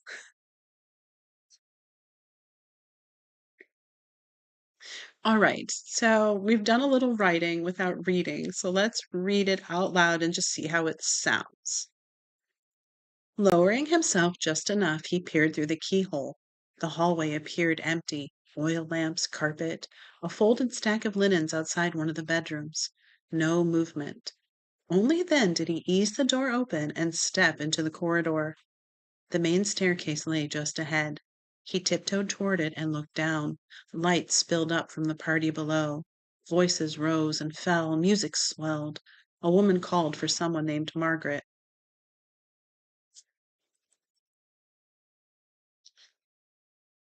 A woman called for someone named Maria. Too many people, too much risk. The staircase was no way out. A hinge squeaked behind him. He turned. At the end of the hall, a door had opened by degrees. No hand had touched it, no wind had moved through the space. The air turned cold. His breath clouded in front of him. The temperature had dropped 10 degrees in seconds. Percival. Boom! All right, what do you think? I love that you changed Margaret to Maria. Man, we still have that tension going. Right? He can't get out the window. He has to like steadily move about the house. So far, he's like right there's like a potential way out, right? Because of the door. I like that of like, will he be caught? Will he not? Yes.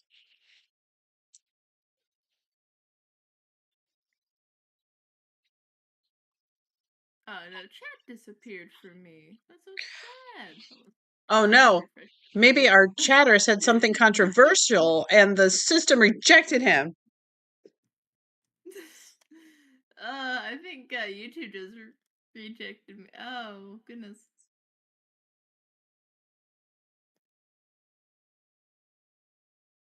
Well, anyway, I wrote more than I expected to.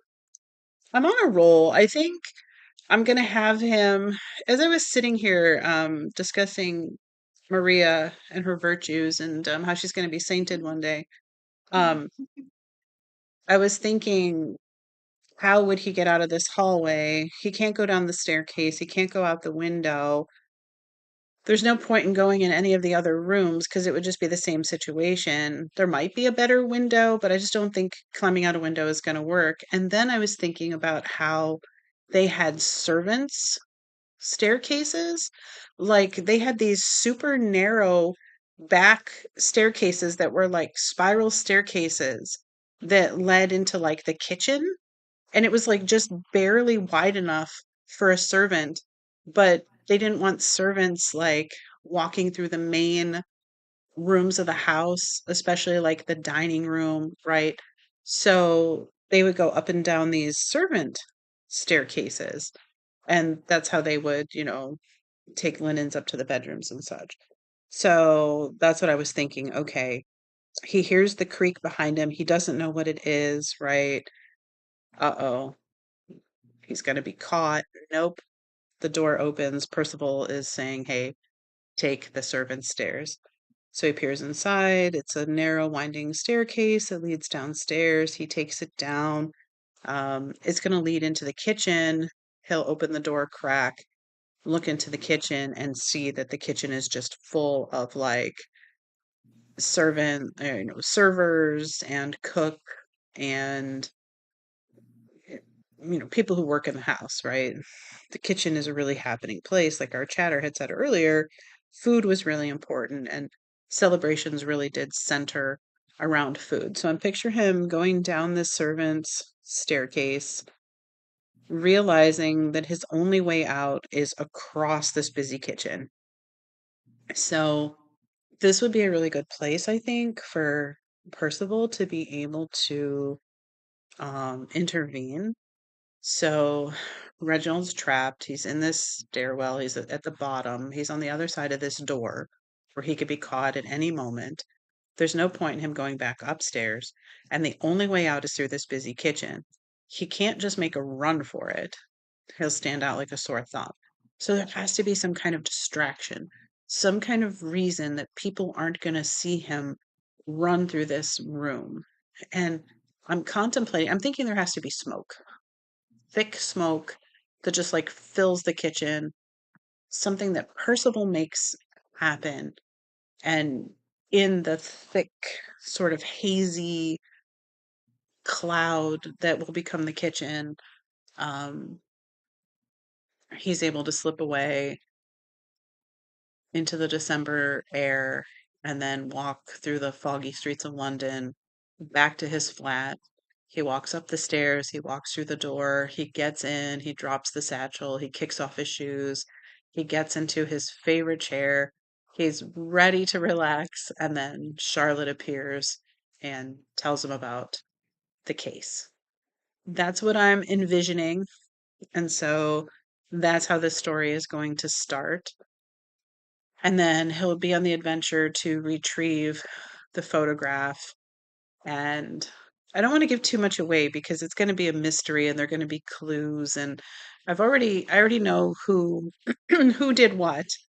And I already know what the clues are going to be. And I just need to weave the story in there, but I don't want to give it away because I'm going to put it on the Mojo's Mysteries channel.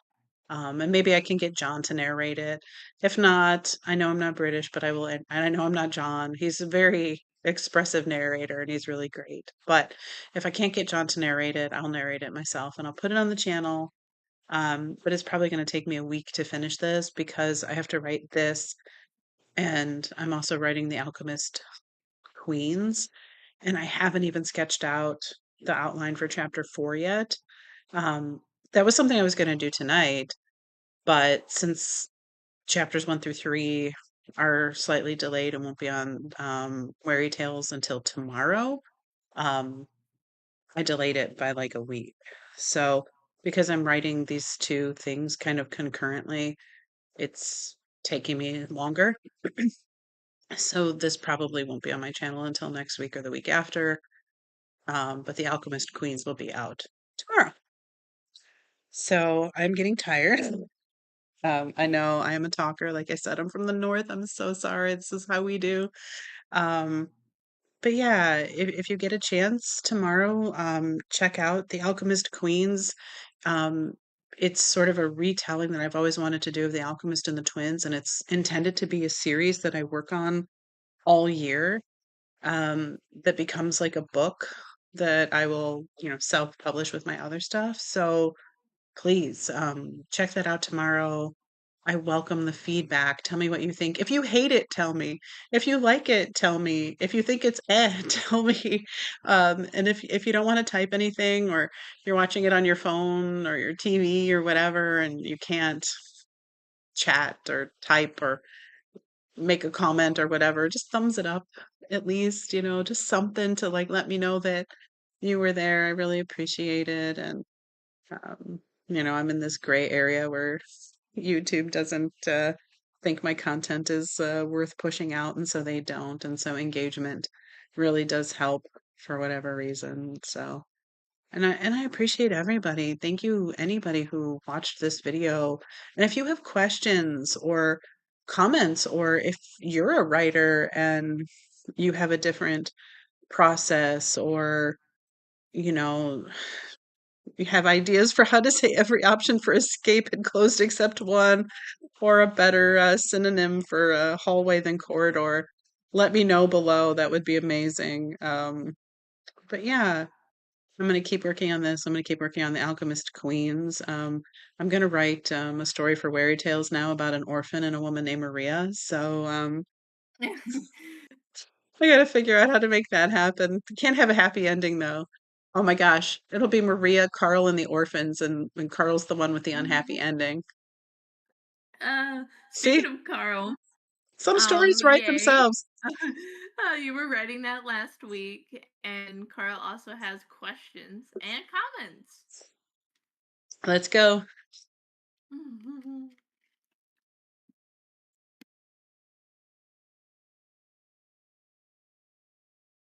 Are you going to tell me what they are? um, there's nothing else after that yet. Oh, he's just telling me that he has comments and questions. He's not actually making comments or asking questions. Yeah, no, he's telling you that there are questions and comments. Well, I look forward to those. Every comment is a No. blessing, no matter no matter what. They all help. They're all engagement. So if you want to publicize your disdain for orphans, please leave it below. It helps. So, you know, and I appreciate you being here. I really do. It really does help. It's kind of nerve-wracking sitting here streaming and typing and like trying to pick words and put like ugh, even now I'm like, should I have put a simile in here somewhere? I'm just such not a simile kind of girl. Do you know how I put similes in? I'm not kidding. So if it's like a gothic story, I will Google gothic similes that mean something is hard. Gothic similes that mean something is soft. Gothic similes that mean something is loud. And then I will get a Gothic simile and then I will shove it in there just so that there's one in there. I'm not kidding.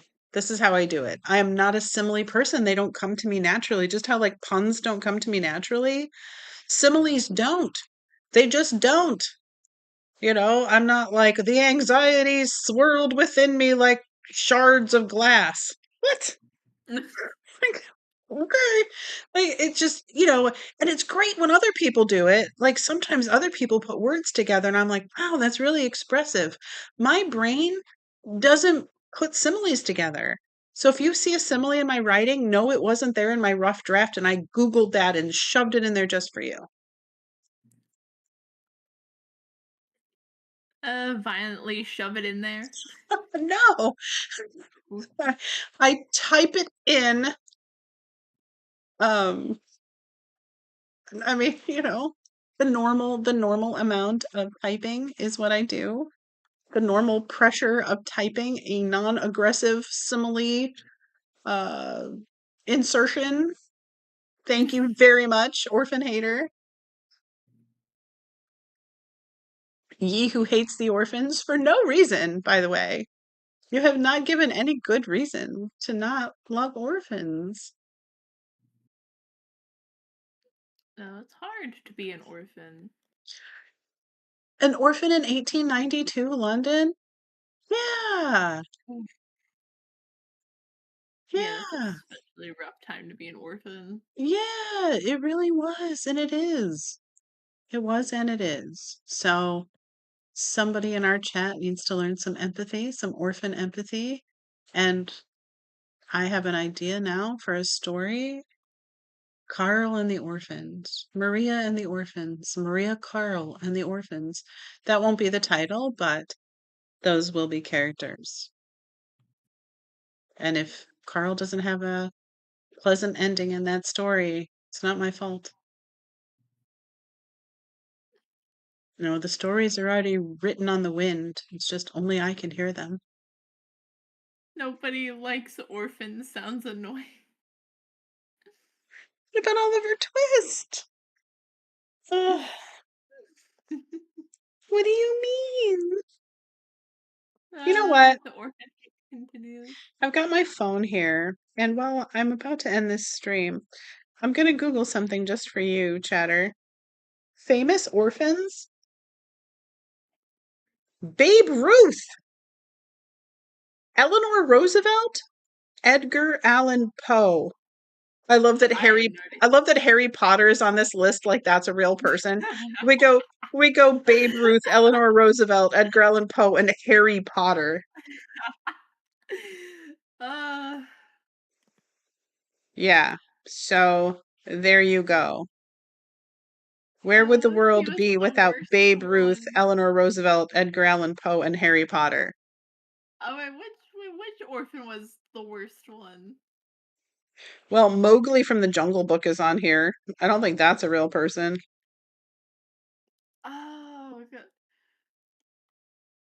I don't remember the Jungle Book. Vincent van Gogh. Come on. Orphans have changed the world. You can't blanket hate all orphans. You can't. Wait, if if Harry Potter is a famous orphan, would Hmm. Bruce Wayne be a famous orphan? Who? Bruce Wayne, Batman. Oh, yeah, Would he? that is a very famous um him and Vincent van Gogh and Edgar Allan Poe would have lunch together sometimes. And then Harry Potter would show up with Cinderella and Snow White. Um, it would be nice if they Um, would like make a list for like real orphans and fictional orphans because I do think that uh, makes a difference.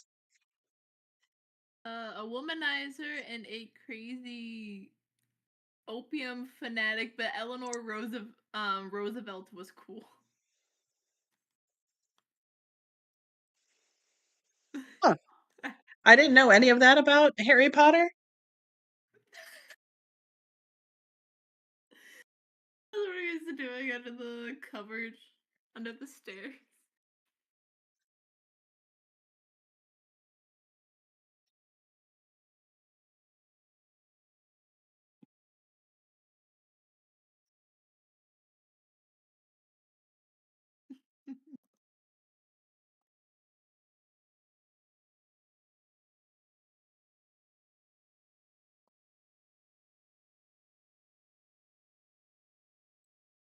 All right, I'm gonna go.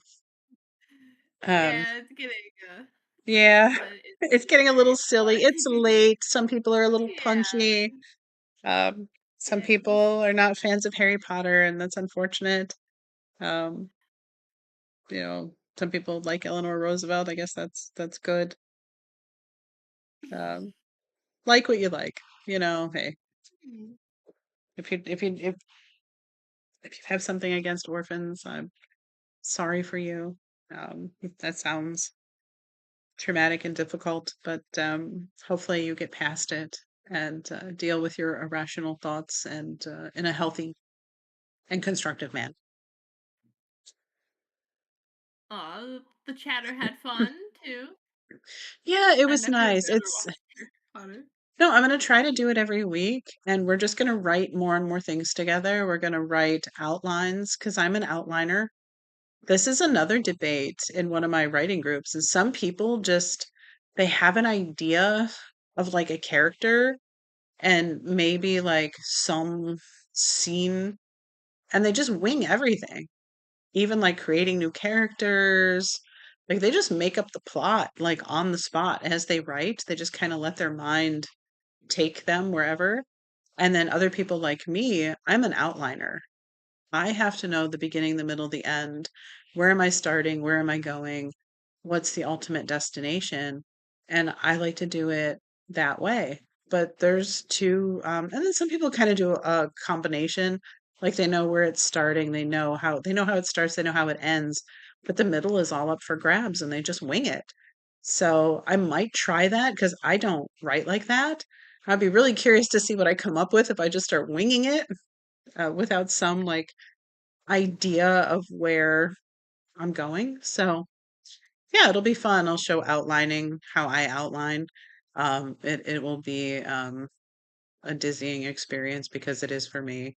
I like to do it in Excel.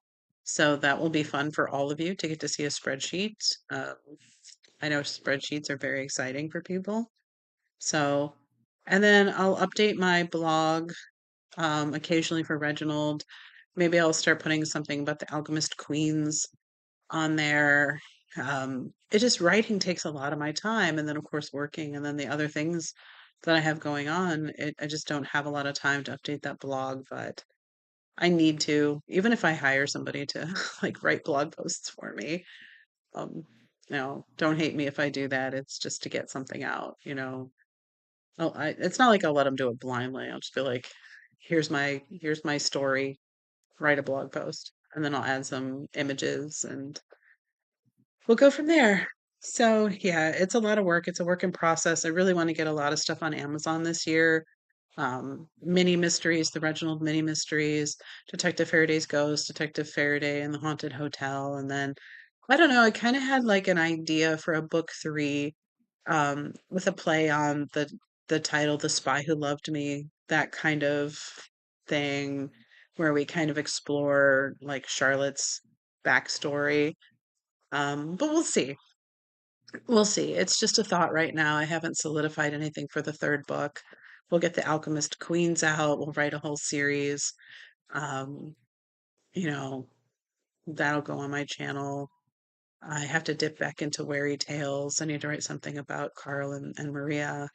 Um, so yeah, a lot. But and I'll try to stream every Wednesday if I can. I might skip a week here and there, and it might be a Tuesday sometimes, it might be a Thursday sometimes, but my goal is Wednesdays. So, yeah, thank you for being here with me. Thank you to the people who have supported me. Thank you for the people who are fans of Reginald. It means a lot to me.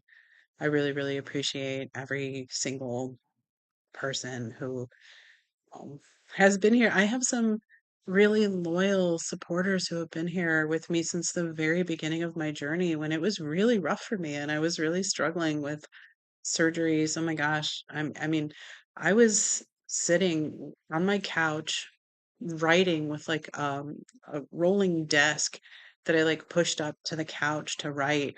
And I had like 24 like staples in my stomach and all these stitches and it was like oozing and there was like this one spot in the middle that wouldn't heal and it was just it was such an awful time and it was really rough and I was writing and making these images and recording and editing sending off the audio to be edited and then like putting it into a video and then putting it on my channel only for like nobody to watch it.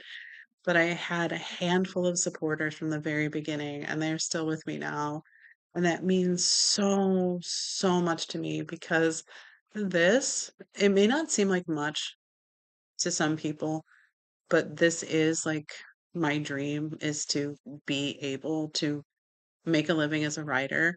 And my wildest dream is to walk into a movie theater and see a movie that is based on something that I wrote. So, yeah. So you guys are with me while I am literally pursuing my dream. And I'm so grateful for that. I'm so grateful for so much. My health, my life, my ability to, sit here and do this right now. So thank you, everyone. I really, really, really, really appreciate it. And yeah, check out The Alchemist Queens tomorrow. And then hopefully we'll have Reginald Faraday and the seance photograph in the next week or two. And we'll go live again next week and we'll just